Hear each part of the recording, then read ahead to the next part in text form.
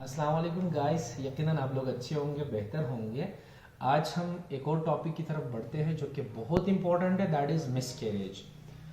सबसे पहले हमारी बात मिसकैरेज के हवाले से होगी कि मिसकैरेज को हम कैसे डिफाइन करेंगे।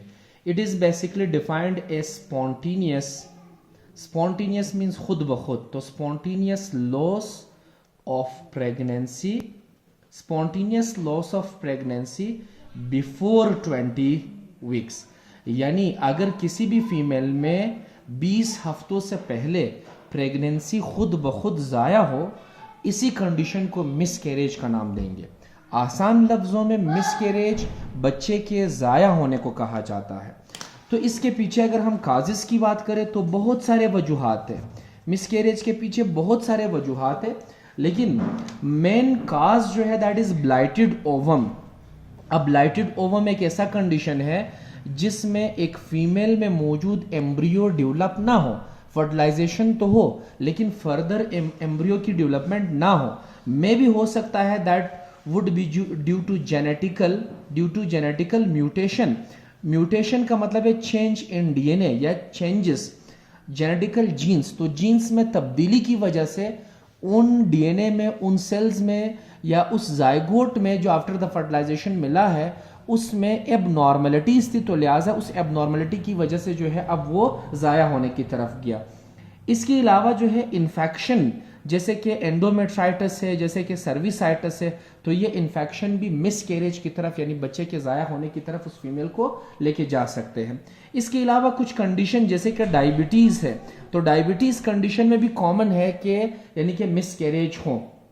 इसके अलावा हार्मोनल चेंज, कुछ फीमेल में हार्मोन्स की तब्दीली होती है, तो उस हार्मोनल चेंजेस की वजह से भी यानी कि वो मिसकैरेज की तरफ या स्पॉन्टेनियस लॉस ऑफ प्रेगनेंसी की तरफ वो जा सकते हैं। इसके अलावा कॉमनली यानी कि यूट्रस शेप के ऊपर भी डिपेंडेंट है। अगर यूट्रस का शेप जो है वो एबनॉर्मल हो तो इस एबनॉर्मलिटी की वजह से भी वो मिसकैरेज की तरफ जा सकती है। इसके अलावा अगर थायराइड डिजीज हो तो थायराइड डिजीज की वजह से भी मिसकैरेज जो है वो हो सकता है। इसके अलावा अगर हम बात करें बाज़ औक़ात एक्सटेंसिव एक्सरसाइज करने की वजह से भी, यानी वो फीमेल जैसे कि वर्कलोड अगर ज़्यादा करे या वज़न ज़्यादा उठाए तो उस वजह से भी बेसिकली वो किस तरफ यानी मिसकैरेज की तरफ जा सकती है। इसके अलावा अगर हम रिस्क फैक्टर देखें, सो रिस्क फैक्टर कौन कौन से हो सकते हैं, what are the factors that causes miscarriage. तो पहला जो फैक्टर है that is depend on the as.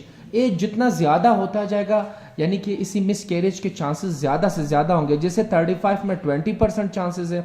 अगर वो फीमेल 40 ईयर से ऊपर की तरफ जाए तो तकरीबन ये चांसेस ज़्यादा होते जाते हैं, 30% चांसेस होते हैं। तो जितना एज ज़्यादा होते जाएगा मिसकैरेजेस के चांसेस ज़्यादा से ज़्यादा होते जाएंगे। सेकेंडली जो रिस्क है that is depend on the previous miscarriage. अगर एक दफ़ा मिसकैरेज हुआ है तो सेकेंड टाइम मिसकैरेज के चांसेस दोबारा हो सकते हैं। इसके अलावा डायबिटीज़ के ऊपर डिपेंडेंट है, तो डायबिटीज़ के अंदर भी कॉमन है कि यानी कि मिसकैरेज हो सके। इसके अलावा रिस्क स्मोकिंग हो सकता है, अल्कोहल हो सकता है। वो फीमेल जो अल्कोहल इस्तेमाल करते हो या स्मोकिंग इस्तेमाल करते हो उनको भी यानी कि मिसकैरेज हो सकता है।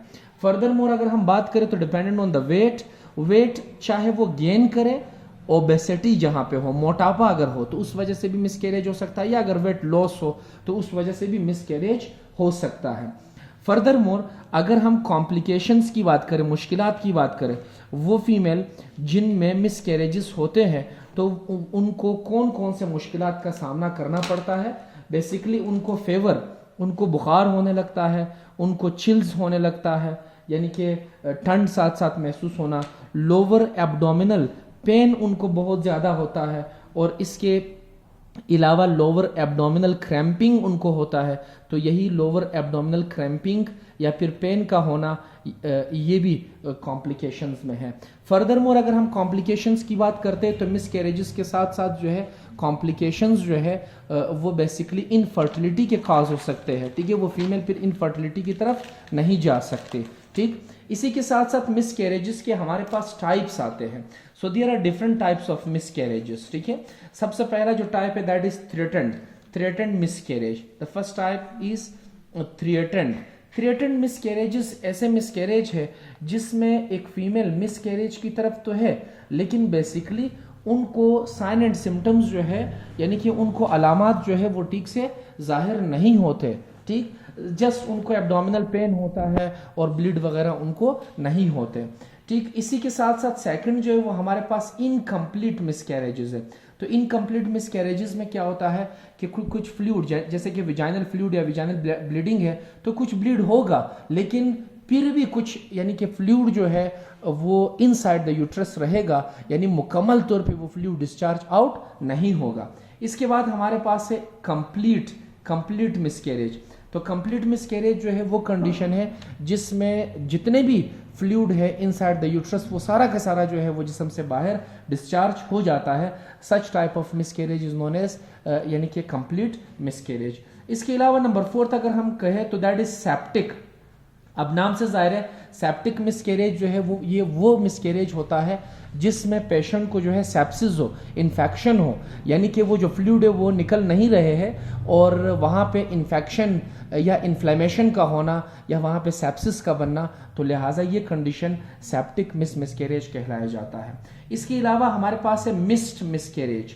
तो मिस्ड मिसकैरेज नाम से जाहिर है कि बेसिकली पेशेंट के अंदर जो एम्ब्रियो बना है वो एम्ब्रियो खुद ब खुद अपने आप डिसॉल्व हो जाता है, जैसे कि हम मॉलर प्रेगनेंसी में या हमने थोड़ी देर पहले डिस्कस किया था ब्लाइटेड ओवम में, तो उस एम्ब्रियो की डेवलपमेंट ना बनना, नो एम्ब्रियो, जब एम्ब्रियो नहीं बनेगा, फिटस एम्ब्रियो में कन्वर्ट नहीं होगा, जैसे कि हमने जेनेटिकल फैक्टर्स या जेनेटिकल म्यूटेशंस की बात की, तो इस तरह के मिसकैरेज को हम मिस्ड मिसकैरेज का नाम दे देंगे।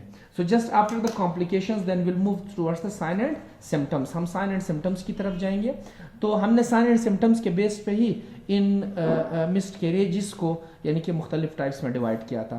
तो अगर हम साइन एंड सिम्टम्स की बात करते हैं, जो सबसे कॉमन साइन एंड सिम्टम्स है that is basically vaginal bleeding. Vaginal bleeding होगा, इसी विजाइनल ब्लीडिंग के साथ साथ विजाइनल डिस्चार्ज होगा, यानी कि विजाइना से डिस्चार्ज का निकलना, फ्लूइड का बाहर की तरफ निकलना। इस विजाइनल डिस्चार्ज में वाइट पिंकिश फ्लूइड होगा, वाइट पिंकिश फ्लूइड होगा, ठीक है। इसी के साथ साथ यानी कि उन्हें पेल्विक पेन होगी, पेल्विक पेन होगा, इसी के साथ साथ फटीग होगा और बाज़ औक़ात पेशेंट को जो है वो फेवर, बुखार भी होना शुरू हो जाता है। अगर ऐसे साइन एंड सिम्टम्स एक पेशेंट को दिखे तो आप समझे कि these are the signs and symptoms of यानी कि मिसकैरेज, और ये बिफोर 20 वीक्स होते हैं और अमूमन जैसे ही प्रेगनेंसी स्टार्ट होती है, अगर प्रेगनेंसी के स्टार्ट होने के साथ साथ यही अलामात स्टार्ट हो, so we have to go towards a gynaecologist to know about the condition that whether it is miscarriage और नो, ठीक है। इसके बाद हम टेस्ट एंड डायग्नोसिस की तरफ जाएंगे। तो टेस्ट एंड डायग्नोसिस में हम क्या करेंगे, हमने कैसे इस कंडीशन को टेस्ट करना है कि आया पेशेंट जो है वो बेसिकली मिसकैरेजेस की तरफ है या नहीं है। तो टेस्ट के लिए हम क्या करेंगे, हम सबसे पहले फिजिकल एग्जामिनेशन करेंगे, जो साइन एंड सिम्टम्स थे हम पेशेंट से वही पूछेंगे और उसी साइन एंड सिम्टम्स के बाद हम अंदाज़ा लगाएंगे, और मे भी अगर ज़रूरत पड़े तो हम पेशेंट को जो है वो अल्ट्रासाउंड लिख के दे देंगे, जो कि उसी अल्ट्रासाउंड से हम बॉडी में मौजूद ब्लाइटेड ओवम, मॉलर प्रेगनेंसी या जितने भी काजेज़ हमने डिस्कस कर दिए उन काजेज़ को हम मालूम कर सकते हैं due to the same ultrasound, ठीक है। इसी के साथ साथ हम हार्मोनल चेंज के लिए जो है ब्लड टेस्ट भी करा सकते हैं ताकि हमें हार्मोन लेवल के बारे में पता चल जाए। अब अगर हम इसके ट्रीटमेंट या मैनेजमेंट की तरफ चले जाए तो याद रखिए, यानी कि ब्लाइटेड ओवम या फिर कोई और कंडीशन हो जिससे बेसिकली जो है यानी कि यही मिसकैरेज होता है। अब ये मिसकैरेज स्पॉन्टेनियस है, जैसे शुरू में हमने डिस्कस कर दे, ये अपने आप हो जाता है, खुद ब खुद हो जाता है। तो हम बाज़ औक़ात कहते हैं कि नेचुरल सिलेक्शन की वजह से, तो अगर एक दफ़ा ये चीज़ हुआ है तो दोबारा यानी कि हम इसको रोकने की कोशिश अगर चाहे भी तो हम इसे स्टॉप नहीं कर सकते हैं, ठीक। और हम यानी कि जैसे कि प्रेगनेंसी स्टार्ट होती है हम पेशेंट को अवेयर कर सकते हैं, जितने भी रिस्क थे हम उन रिस्क से पेशेंट को अगर दूरी की तरफ लेके जाए तो हम चांसेस कम करा सकते हैं। लेकिन अगर एक दफ़ा पेशेंट जो है मिसकैरेज की तरफ जाए, so we could not be able to make the patient treated, ठीक है, या उस कंडीशन से हम पेशेंट को दूरी की तरफ नहीं लेके जा सकेंगे। एंड सेकेंडली यानी कि बात यह है कि बाज़ औक़ात अगर मिसकैरेज हो, जैसे कि हमने मुख्तलिफ टाइप्स को डिस्कस किया, जैसे इनकम्प्लीट मिसकैरेज है या सेप्टिक है, तो उस वक्त हम फिर डीएनसी पेशेंट को कराते हैं। तो डीएनसी के दौरान हम पेशेंट की जो है वो मुकम्मल तौर पे जो है डीएनसी करा के हम उनको क्लीन आउट करेंगे, जो भी मटेरियल उनके या जो भी फ्लूइड उनके यूट्रस के अंदर, वोम के अंदर है, उन्हें हम बाहर की